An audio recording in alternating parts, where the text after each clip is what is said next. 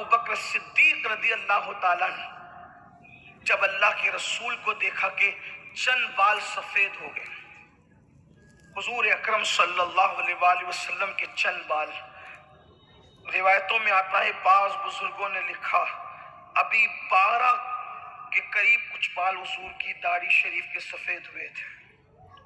سیدنا صدیق اکبر نے آقا سے عرض کی یا رسول اللہ آپ کے کچھ بال سفید ہو گئے، اس پر ذرا توجہ کر لیں، غور کر لیں۔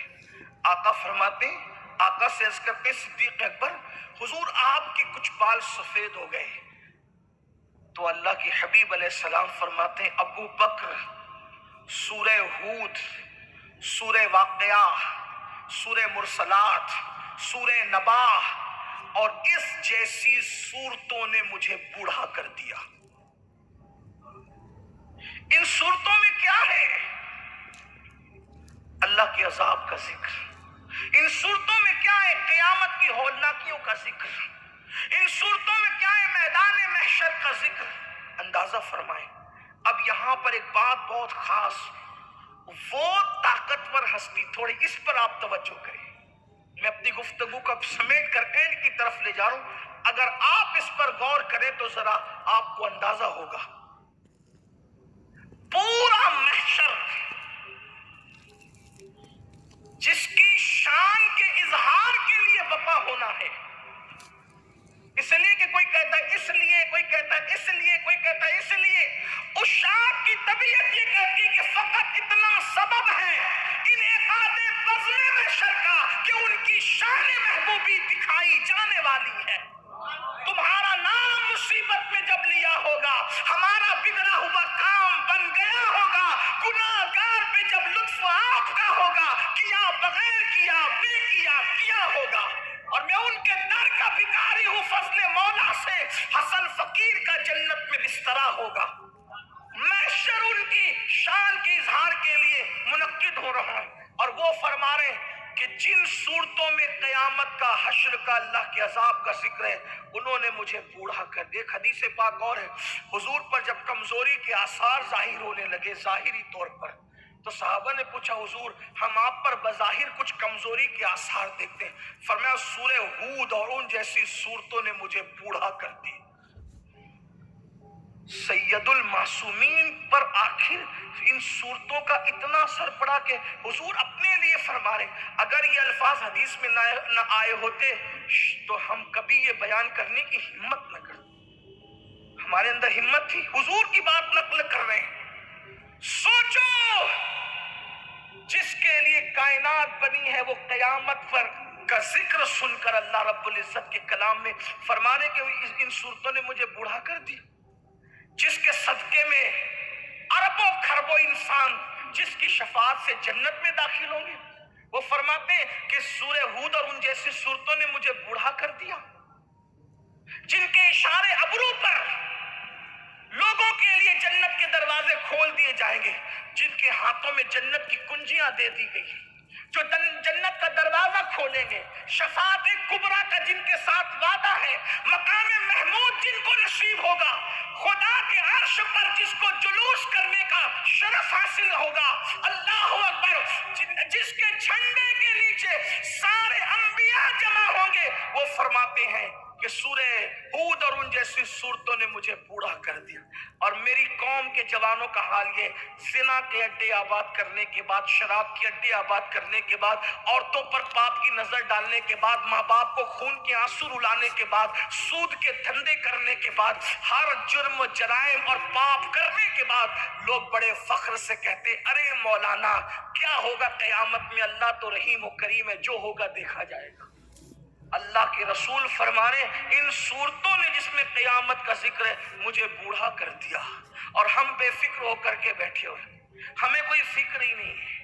ہم اتنی سستی جنت کو سمجھتے ہیں کہ ایک مرتبہ جلسے میں سبحان اللہ کہہ دو اور جنتی ہو جاؤ۔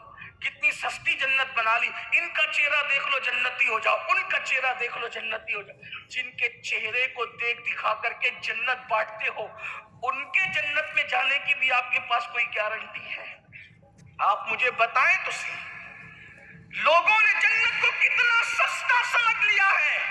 آؤ اپنی گفتگو کو اینڈ کی طرف لے جاتے ہوئے آخر حضور نے یہ کیوں فرمایا کہ ان صورتوں نے اور ان جیسی صورتوں نے مجھے بوڑھا کر دیا، کمزور کر دیا؟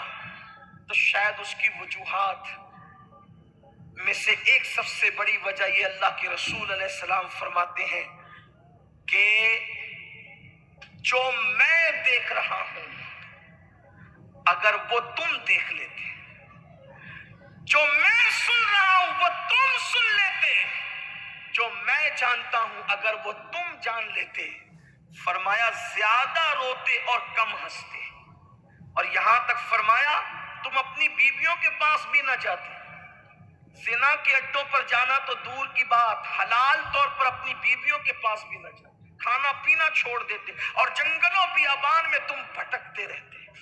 اللہ نے یہ کرم فرمایا کہ جو حضور کو دکھایا وہ ہمیں نہیں دکھایا، جو حضور کو سنایا وہ ہمیں نہیں سنایا۔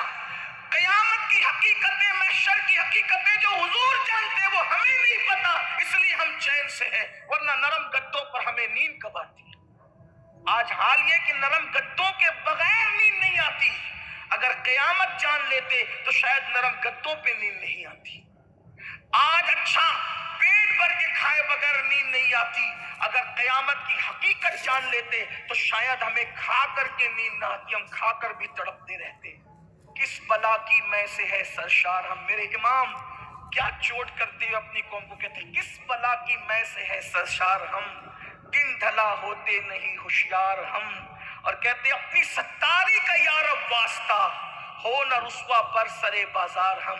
یہاں بیٹھے کچھ لوگ سوچ رہے ہوں گے نہیں ہم تو 5 وقت کی نماز پڑھتے ہیں، ماشاءاللہ تہجد بھی پڑھتے ہیں، داڑھی بھی رکھتے ہیں، ہم تو بالکل یقینی جنتی ہے۔ اللہ کے بندو، یہ 5 وقت کی نماز، تہجد، یہ میدان محشر میں کچھ نہیں ہے۔ آئیے ذرا محشر کا جو حضور فرما رہے نا کہ میں جو جانتا ہوں، آئیے ذرا اس حقیقت کی طرف چلتے ہیں تھوڑی دیر کے لیے۔ ایک مرتبہ سیدنا کعب احبار، یہ جلیل القدر تابعی ہے، اور ان کی خصوصیت یہ ہے کہ یہ توریت، انجیل اور سابقہ آسمانی کتابوں کے بڑے جید عالم تھے۔ امیر المومنین، غیظ المنافقین، امام المجاہدین، جانشین رسول سیدنا عمر ابن خطاب رضی اللہ تعالیٰ عنہ ایک مرتبہ حضرت کعب سے کہتے ہیں، اے کعب ذرا مجھے ایسی بات تم سنا دو کہ میرے دل میں اللہ کا خوف مزید بڑھے۔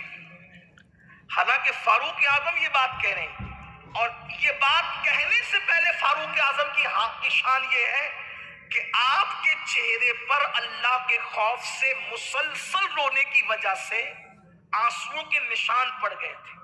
جیسے پانی بہنے سے کیسے نشان پڑ جاتا ہے، ویسے حضرت فاروق اعظم کے چہرے پر آنسوؤں کے نشان تھے، گال پر۔ کچھ لوگوں کو یہ مبالغہ لگتا ہوگا نا، لیکن یہ حقیقت ہے۔ ہمیں اس لیے مبالغہ لگتی ہے باتیں کیونکہ ہمارا دین سے تعلق کتنا ہے۔ ہمارا تعلق تو مسجد میں بھی اللہ کے دین سے نہیں رہتا، ہم تو مسجدوں میں بھی دنیا دار ہیں۔ جس قوم نے مسجد میں بھی دنیا دار رہنا ہے، اس قوم کا دین سے کتنا تعلق ہے۔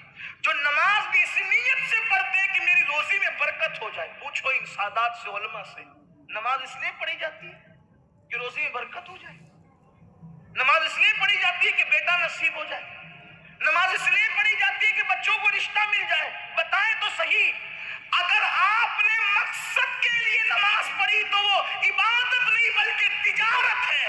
جس عبادت کا صلہ مانگ لیا گیا وہ عبادت نہیں ہے، وہ تو تجارت ہے۔ عبادت کہتے اس کو ہے کہ کرنے کے بعد کہ آپ بتا کہ تو راضی ہے کہ نہیں۔ ہم نے تو عبادت کے نام پہ تجارتیں کی ہے۔ ارے ہم اپنی نماز پر غرور اور گھمنڈ کر رہے ہیں۔